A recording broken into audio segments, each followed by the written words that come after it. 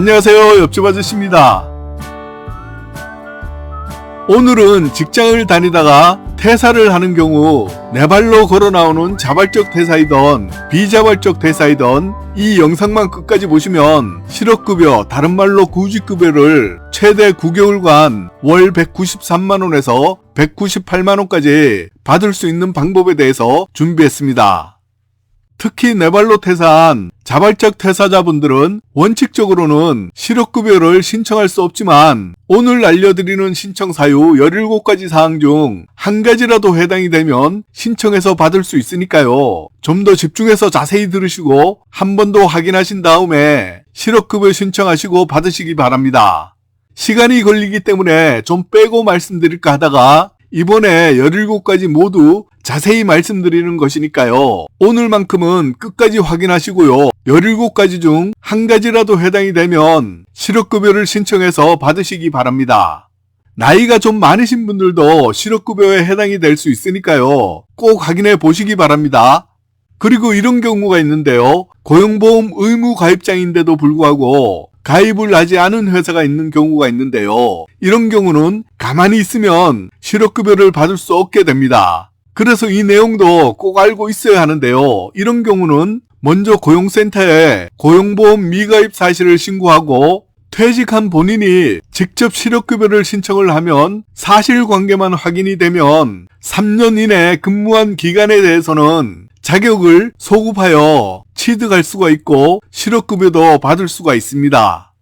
그런데 본인이 다녔던 회사가 폐업을 한 경우에는 마찬가지로 본인이 근무한 증빙 자료를 준비하고 사실관계만 확인이 되면 소급 적용이 가능하니까요. 마음고생 너무 하지 마시고 이 내용도 잘 알아두시기 바랍니다.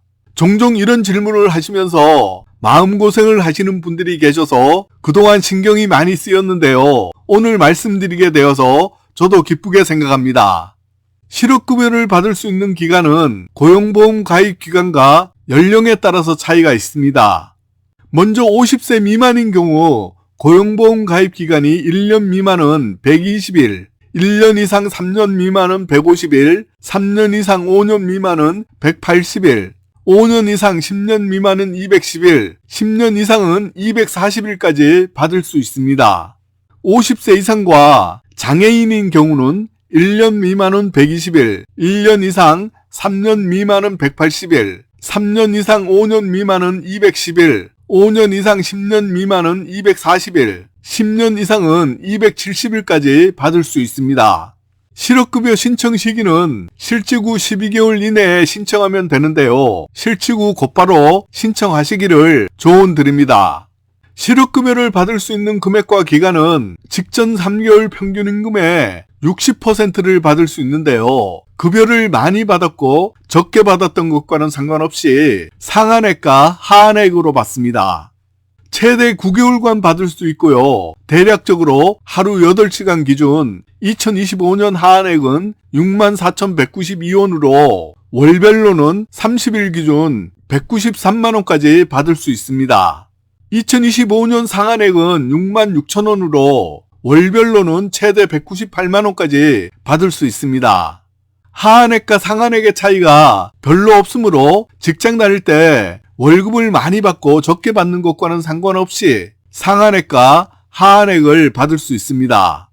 9개월 총금액은 하한액은 1,737만원이고요. 하한액은 1,782만원을 최대 받을 수 있습니다.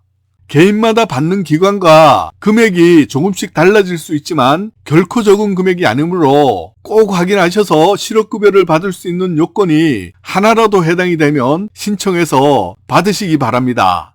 신청 방법은요. 사업주에게 이직확인서 요청, 고용24에서 구직 신청, 실업급여 신청자 취업지원 설명회 참석, 거주지 관할 고용센터 방문 후 수급자격 인정 신청서 제출 순서로 신청하시면 됩니다.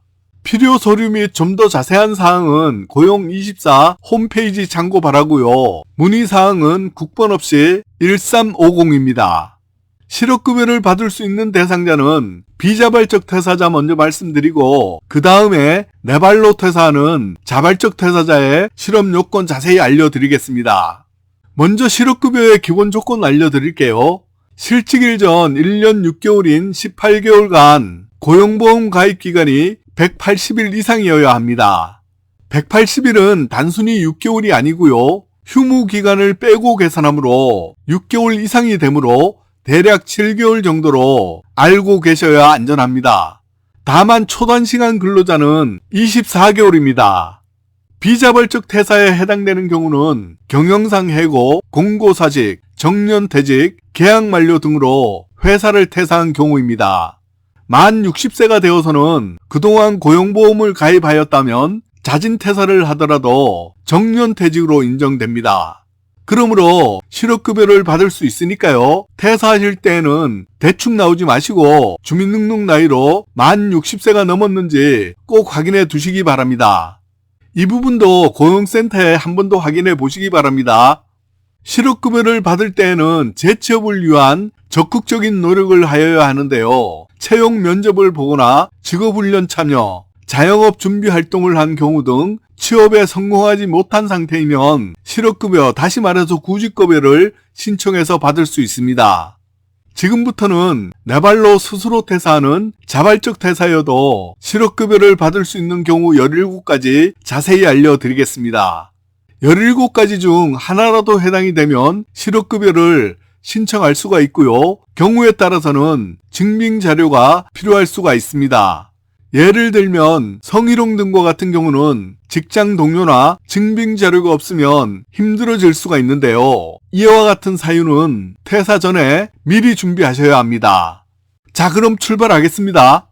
첫째, 실제 근로조건이 채용 전 제시한 근로조건이나 채용 후 적용받던 근로조건보다 낮아지게 달라진 경우, 임금 체불이 발생한 경우, 최저임금에 미달하는 경우, 연장 근로의 제한을 위반한 경우, 사업장 휴업으로 인한 휴업 전 평균 임금의 70% 미만을 지급받은 경우, 이 5가지는 근무 당시 1년 내 2개월 이상 해당 사유가 발생한 경우이면 실업급여를 신청할 수가 있습니다. 여섯째, 종교, 성별, 신체장애, 노조활동 등의 이유로 차별 대우를 받는 경우, 직장 내 괴롭힘, 성희롱, 성폭력, 그 밖의 성적인 괴롭힘 등을 당한 경우, 사업장의 폐업이 확실한 경우이거나 도산, 폐업 등 대량의 감원이 예정되어 있는 경우.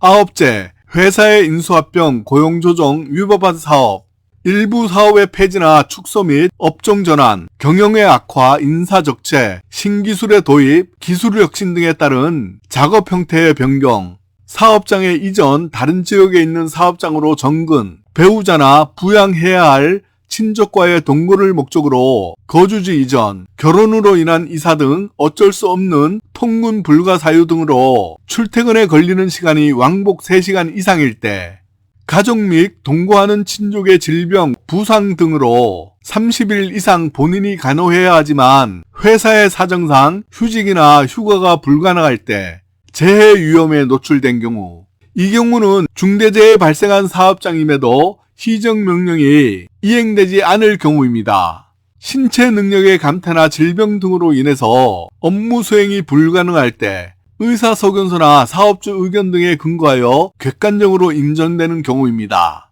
신체 능력은 심신장애, 질병, 부상, 시력, 촉각의 감퇴 등으로 주어진 업무를 수행하기 어려운 경우나 기업 사정상 업무 종류의 전환이나 휴직이 허용되지 않는 경우, 임신, 출산, 만 8세 이하 또는 초등학교 2학년 이하의 자녀 육아, 의무 복무 등으로 휴가나 휴직이 불가능할 때, 취업 당시와 다르게 법령에서 금지하는 일을 할 때, 정년이나 계약 기간 만료로 회사를 계속 다닐 수 없을 때, 17번째, 그 밖의 사업장 등의 사정에 비추어 그러한 여건에서는 다른 근로자도 이직했을 것이라는 사실이 객관적으로 인정되는 경우입니다. 다시 한번 말씀드리지만 주의하실 점은 자발적 퇴사인 경우는 거부당하는 경우도 있으니까요. 성희롱이나 직장 내 괴롭힘 등 애매한 사항들은 해당 사항의 증거자료, 회사 동료의 진술서 등도 준비해 두시고 퇴사 전 고용센터로 상담도 꼭 해두셔서 구체적인 참고할 사항을 미리 확인해 두시면 더 많은 도움이 될 것 같습니다. 오늘 영상도 도움이 되셨다면 좋아요 꾹 한번 눌러주시는 거 잊으시면 안 됩니다.